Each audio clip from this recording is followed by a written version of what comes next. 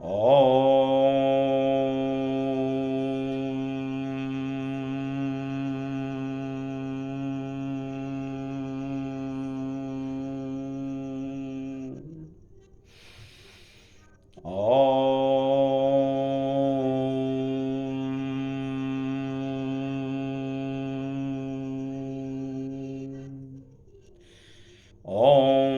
श्री परमात्मने नमः। वंदे बोधमयं नित्यं गौरवं शङ्कररूपिणं यमाश्रितो हि वक्रोऽपि चन्द्रः सर्वत्र वन्द्यते। ओम। आदरणीय आत्मीयजनों, आज इस परम पवित्र दीप उत्सव अर्थात दीपावली के शुभ अवसर पर हम योग के अत्यंत महत्वपूर्ण विषय प्राण पर चर्चा करेंगे। जैसा कि हम लोग जानते हैं कि प्राणायाम योग का एक ऐसा अंग है जो मन और शरीर के बीच सेतु का काम यानी पुल का काम करता है। कैसे हम प्राणायाम के द्वारा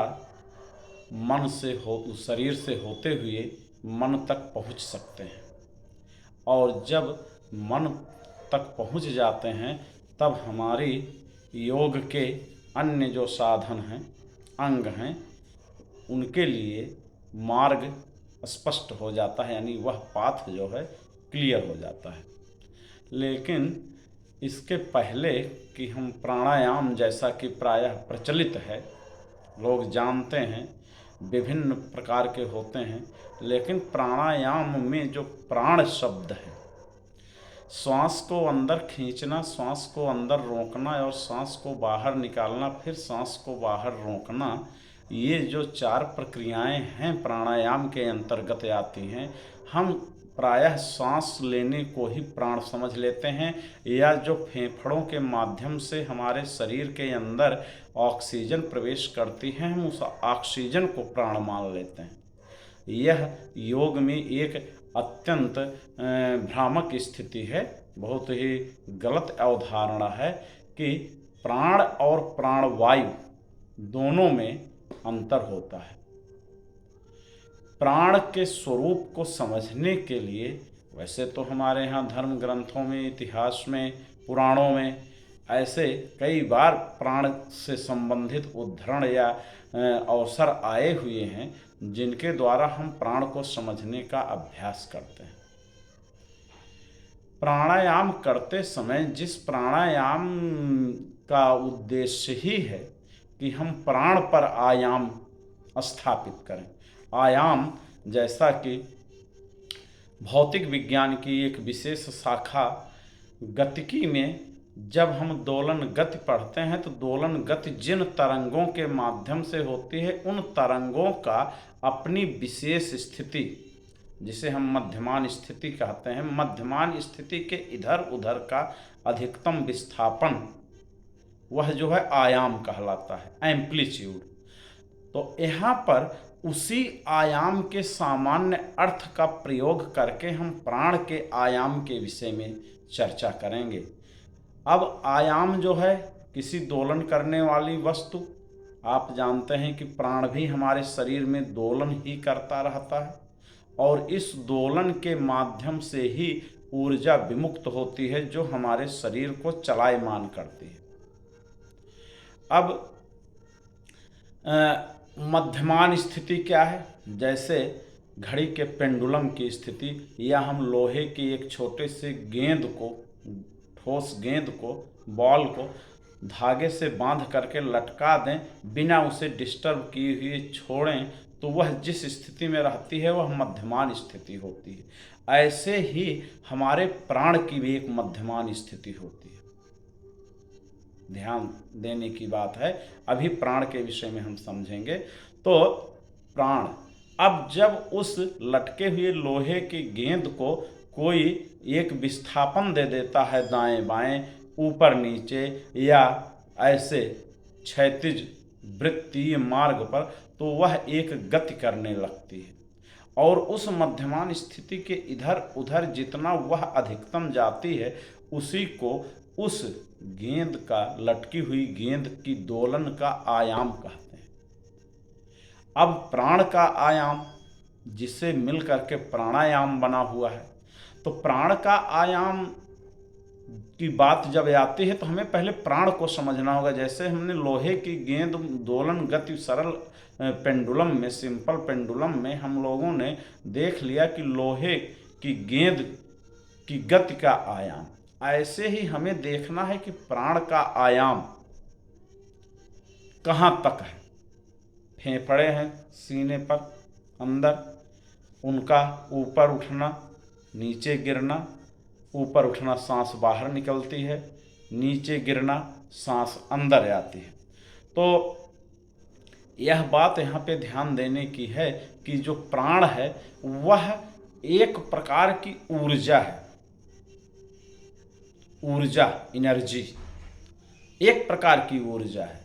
ध्यान दीजिएगा, यहाँ मैं ऊर्जा के विभिन्न प्रकारों की बात नहीं कर रहा हूँ। ऊर्जा है प्राण। जिस प्रकार से चुंबकीय ऊर्जा होती है, विद्युत ऊर्जा होती है, प्रकाश ऊर्जा होती है, ध्वनि ऊर्जा होती है, रासायनिक ऊर्जा होती है, नाभिकीय ऊर्जा होती है, इसी प्रकार से प्राण जो है वो एक ऊर्जा है। अब वह ऊर्जा शब्द जब आ गया तो इसका मतलब व्यापक, सभी जितने प्रकार की ऊर्जाओं के रूप हम देखते हैं उन सब में ही सम्मिलित रूप प्राण एक प्रकार की ऊर्जा। जैसे हम ऊष्मीय ऊर्जा कहते हैं तो मतलब ऐसे हैं, जो प्राण ऊर्जा कहते हैं तो प्राण एक ऊर्जा के रूप में है। इसलिए हमें प्राण को समझना होगा, प्राण की व्याख्या करना होगा कि आखिर वह कैसे ऊर्जा निर्धारित करता है। वस्तुओं में कंपन से ही ऊर्जा मुक्त होती है, ऊर्जा वायुमंडल में संचरित होती है। जैसे हम बोल रहे हैं तो हमारे बोलने से यहाँ फेफड़े में जो कंपन हो रहा है उससे हमारे मुंह के पास की वायु कंपित हो रही है, वायु के अणुओं का कंपन हो रहा है और ये वायु के अणु कंपन करते करते करते करते एक दूसरे व्यक्ति के कान के पर्दे तक पहुँचते हैं और उस व्यक्ति के कान के पर्दे में सटी हुई वायु कंपन करती है और व्यक्ति को हमारी आवाज़ सुनाई देती है एक निर्धारित सीमा के अनुसार।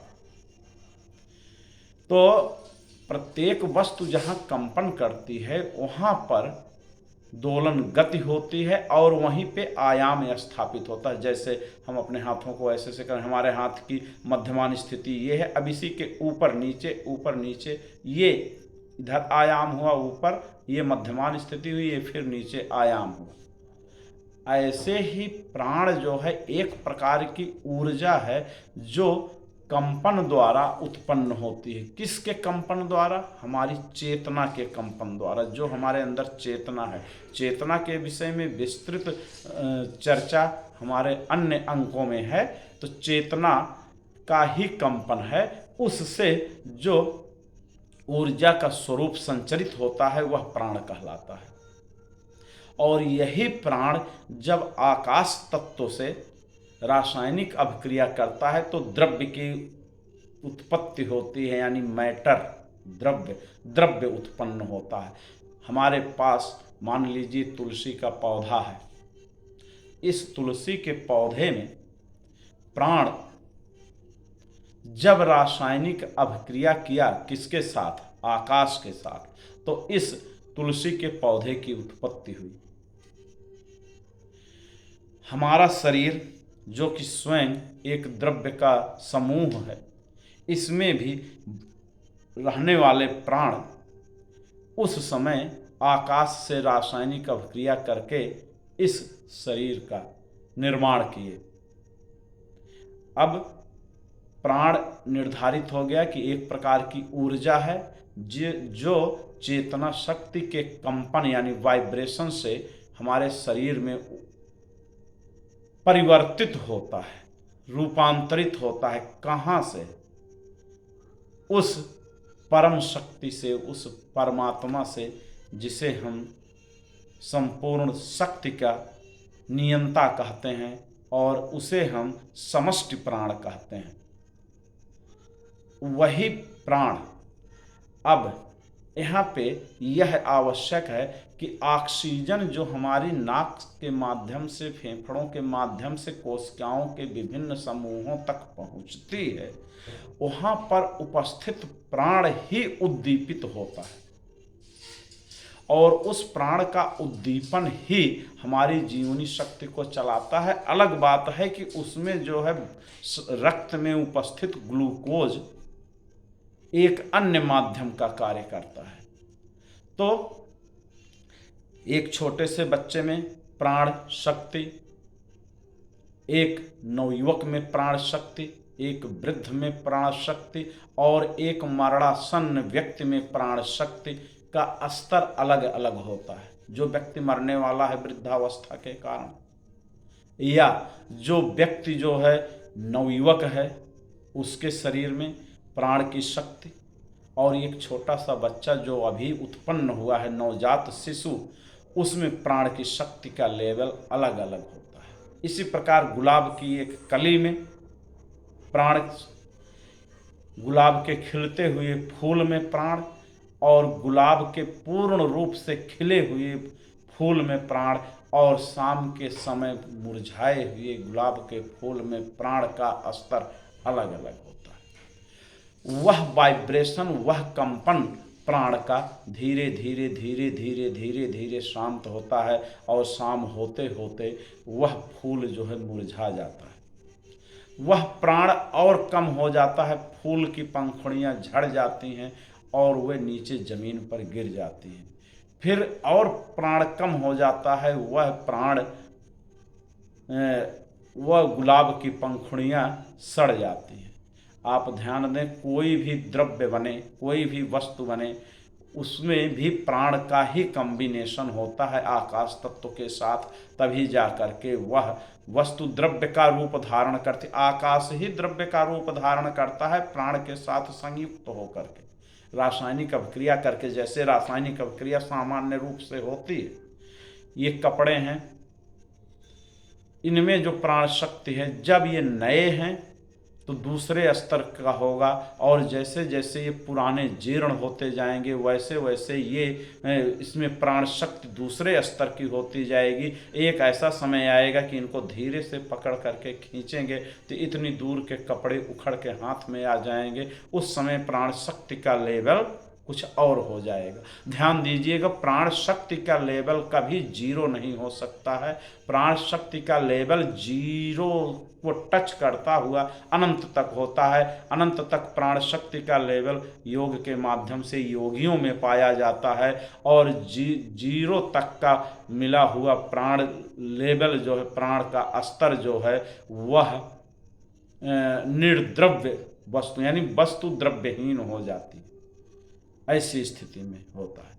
तो जिस समय प्राण शक्ति बहुत ज़्यादा उच्च शिखर पर पहुंचती है तो उस समय उसका कंपन जो है कुछ और होता है। तो हमारे शरीर के अंदर जो चेतना शक्ति का निरंतर कंपन हो रहा है, अर्थात प्राण, उसको कहते हैं। इसीलिए शास्त्रों में कहा गया है कि प्राण ही सब कुछ है। प्राण देवता है, प्राण आचार्य है, प्राण अतिथि है, प्राण भाई है, प्राण बहन है, प्राण माँ है, प्राण बंधु बांधव है। प्राण संपूर्ण संसार में व्याप्त एक प्रकार की वह ऊर्जा है जिसके द्वारा हम परम पिता परमात्मा के विभिन्न स्वरूपों को, विभिन्न आकारों को हम समझ लेते हैं। एक शिल्पकार के घर में बनी हुई मूर्ति जब प्राण प्रतिष्ठित होकर के मंदिर में स्थापित होती है तो उसका कंपन दूसरा हो जाता है। इसका आप जो है कैमरे से फोटो खींच करके उस स्तर का पता आप कर सकते हैं। एक विशेष प्रकार के अवरक्त कैमरे आते हैं, इंफ्रारेड कैमरे, कि बिना प्राण प्रतिष्ठित की हुई मूर्ति जो एक मूर्तिकार के घर में रखी हुई है, उसको आप उसकी फ़ोटो खींचिए, और वही मूर्ति जब प्राण प्रतिष्ठा के अनुष्ठान के पश्चात मंदिर में पूरी तरह से स्थापित हो जाती है, तब आप उस मूर्ति का फ़ोटो उस अवरक्त कैमरे से खींचें तो दोनों को तुलना करें तो बहुत अंतर पाया जाता है। यानी पत्थर का कण जो द्रव्य है उसमें भी प्राण की मात्रा है, जिसके कारण वह द्रव्य हमें दिखाई दे रहा है। और वही पत्थर जब मंदिर में प्राण प्रतिष्ठित होकर के, यानी प्राण की प्रतिष्ठा जो विभिन्न अनुष्ठानों द्वारा की जाती है, और वह मूर्ति उस प्राण से प्रतिष्ठित होकर के जिस देवी देवता के निमित्त बनाई जाती है, उसके कंपन के अनुसार उसमें कंपन की अनुभूति होती है और हम मंदिर में जा कर के उसे प्रणाम करते हैं। तो यह प्राण ही ऐसा है कि जो विभिन्न वस्तुओं में स्थानांतरित हो करके विभिन्न प्रकार की वस्तुओं का निर्माण करता है, चाहे वे सजीव वस्तुएं हो, चाहे वो निर्जीव वस्तुएं हो, चाहे वो कोरोना वायरस हो, चाहे वह जो है हाथी हो, चाहे वह होल हो, व्हेल मछली हो, चाहे वो पत्थर हो, चाहे सूखी हुई पेड़ की लकड़ी हो, चाहे हरे पेड़ की लहलहाती हुई डाली हो, सब में प्राण के स्तर ही वो हैं कि जो हमें यह बताते हैं कि प्राण किस प्रकार का, प्राण किस प्रकार की वस्तु का निर्धारण करता है। अब प्रकार का मतलब यहाँ पर यह समझ लेना चाहिए कि प्राण तो वही है, केवल उसका लेवल, एक बिल्ली में, एक शेर में, एक वायरस में, एक मनुष्य में, एक हाथी में, एक घोड़े में, सब में प्राण वही है, परंतु स्तर सब में अलग अलग है। दीवार के सूखे हुए दरवाजे के पल्ले में वही प्राण है, लेवल अलग है। उसी पेड़ का हरा पेड़, उसी लकड़ी का हरा पेड़ जिससे वो दरवाजा बना है, उसमें प्राण का लेवल अलग है। इसीलिए कहा गया है ईशावास्यमिदं सर्वं यद किंचित जगत्याम जगत, जो कुछ भी है सब में ईश्वर का आवास है। समस्त प्राणियों को अपने समान देखने की ही वृत्ति को हम लोगों ने प्राण रूप में माना है। जो प्राण हमारे अंदर है वही प्राण जो है उस ईंट में है, जो हमारे पैर में ठोकर लग जाती है। जितना कष्ट हमको होता है उतना ही कष्ट उस ईंट में होता है, परंतु ध्यान देने की बात है कि प्राण का स्तर अलग होने के कारण वह ईंट जो है अपने दर्द को, अपने कष्ट को व्यक्त नहीं कर सकती, और हमारे पैर में प्राण का लेवल अधिक होने के कारण हम उस दर्द को व्यक्त करते हैं। एक व्यक्ति जो मरणासन मर गया है, पूरी तरह से प्राण का लेवल 0 हम नहीं कह सकते, परंतु उसके पैर में चोट मारने पर होने वाली दर्द उस स्तर के प्राण न होने के कारण व्यक्त नहीं हो पाती। तो प्राण, अब उसी प्राण के ही स्वरूप को हम लोग यहाँ पर प्राणायाम, तो एक वाक्य में हो गया कि प्राण ही जो है वह ऊर्जा है जो समस्त प्राणियों में व्याप्त है। तो ऊर्जा का स्वरूप है, और ऊर्जा का मतलब होता है कि हम में कार्य करने की क्षमता है, क्योंकि भौतिक विज्ञान की सामान्य परिभाषा में ऊर्जा को ही परिभाषित करते हुए कहा गया है कि वस्तुओं में कार्य करने की क्षमता को ही ऊर्जा कहते हैं। इस प्रकार अब इस प्राण को ही आयाम में बांधने के लिए, इसकी सीमाओं में बांधने की प्रक्रिया को ही प्राणायाम कहते हैं। जब हम सांस के माध्यम से, क्योंकि प्राण को पकड़ने का मुख्य आधार जो है श्वास है, यही सांस हमारे अंदर जाती है, यही सांस हमारे अंदर से बाहर निकलती है, तो इसमें प्राण को नियंत्रित किया जाता है, जिससे हम लोग प्राणायाम कहते हैं, जिसमें भस्त्रिका, कपालभाति इत्यादि प्रकार के विभिन्न नामों से उल्लिखित कई प्रकार के प्राणायाम हैं। लेकिन मुख्य उद्देश्य जो है हम लोगों का प्राण के स्वरूप को पकड़ करके उसके आयाम को निर्धारित करना है, इसी को हम लोग प्राणायाम कहते हैं। जब हम नाक बंद करके खींचते हैं प्राणवायु को, फेफड़े में पूरक करते हैं, फिर उसके बाद में रोकी गई प्राणवायु को निकालते हैं, रेचन हुआ, फिर बाहर निकाले, रोके, कुंभक, अंदर, फिर अंतः कुंभक, फिर रोक करके फिर निकालना रेचन। तो रेचक, पूरक और कुंभक, ये 3 वृत्तियां हैं, 3 कार्य हैं जो प्राणायाम में किए जाते हैं। तो इन्हीं के द्वारा ही हम प्राण के स्वरूप को समझ पाते हैं। इसके अगले अंक में हम लोग प्राण के विभिन्न नियंत्रण करने वाले आयामों के विषय में अध्ययन करेंगे, क्योंकि प्राण तो एक ही है, उसके नियंत्रित करने के कई साधन हैं, इसलिए विभिन्न प्रकार के प्राणायाम होते हैं।